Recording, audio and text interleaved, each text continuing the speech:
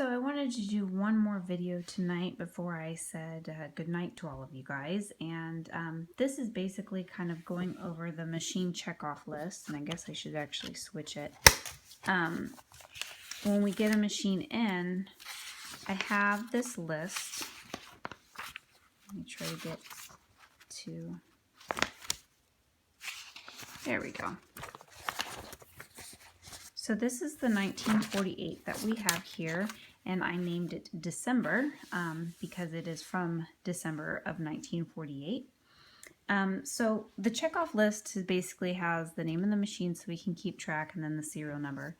And then down here is basically a way for us to kind of keep track of what the machine needs, what all's been done to it, so that way we can mark off when it's accomplished and keep track of getting the machine done. So when the machine comes in, and you can kind of see this one has got some tape marks on there, that's going to take some work to get off, but overall the machine's in really good condition.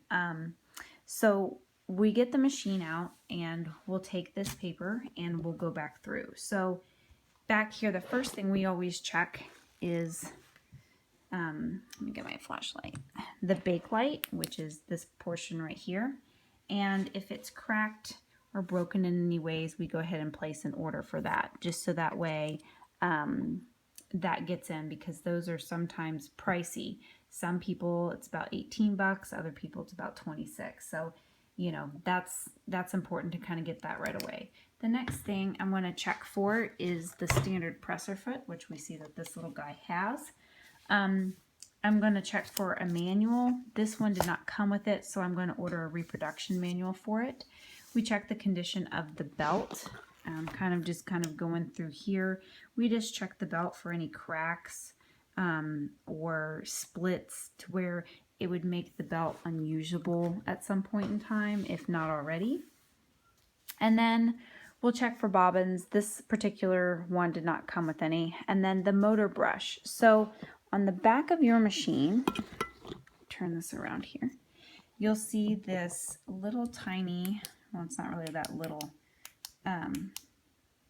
this plastic screw. And if you very carefully, and I do mean very carefully, you don't want to tighten this down very tightly, and you most certainly don't, you need to be careful if it's tight on there, because if you break it, it's plastic and you have to replace it, and they can be kind of expensive. So underneath here is the motor brush. So you'll see that little spring pop up. Sorry if the lighting's so bad. And then you can just pull that out, and we check. You want this to be at least a quarter inch in width, and you want to put it back in to the machine exactly as it came out. So you kind of just have to fumble around for just a minute. Might help if I used my right hand because I am not left-handed. There we go. Put this back on there, and you can just hand turn this in there. Just like that. So we check for that, because that's another thing. If it's a part that needs to be ordered, you want to order that. If it's smaller than a quarter inch in length, then you need to have that replaced, and obviously that one's a good one. The next thing is check for the spool pin cover. These things can get damaged in shipping. This back here actually can crack and break, so we just check to make sure that that's all okay and ready to go. On this, and as with most, the power cords are the original power cords. So just to be on the safe side, we'll go ahead and just change this out, just because I can just tell you that it's more than likely the original.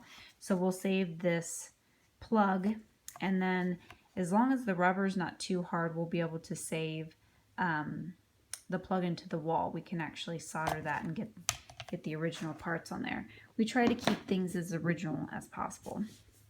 This machine also did not come with a light bulb, so it is going to need a light bulb.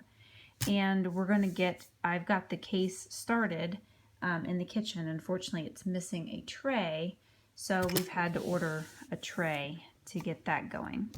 It does need some feet, so if we flip it over here, I'm going to stand up, turn this around real fast. You can kind of see that these feet, especially this one, have basically just deteriorated away. So we're going to order some new feet on there.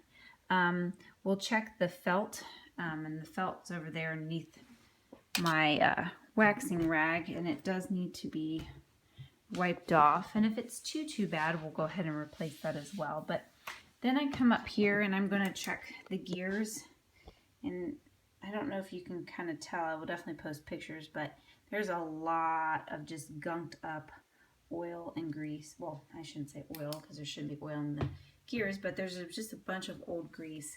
And the same for the underneath. We'll check that as well. And then after we do a basic check through, what we'll start doing is taking the parts off, such as the face plate and the tension unit, and then we'll go down here and we'll remove the bobbin assembly and remove the pieces from the bobbin case and start getting those cleaned up. Remove the throat plate and the feed dogs, and then go ahead and take the band off of there so that way we can try to decal the machine, because there's a lot of dust and grime, especially around the motor. And so clean off this stop back motion knob and clean the bobbin winder. And so we'll be tearing down this machine within the next couple of days. So I just kind of wanted to give you guys like an insight of how we go about kind of figuring out what a machine will need. Sometimes when we get in there and we're changing out or removing the bobbin assembly down there, I've had one where that small little screw that you see there has been missing.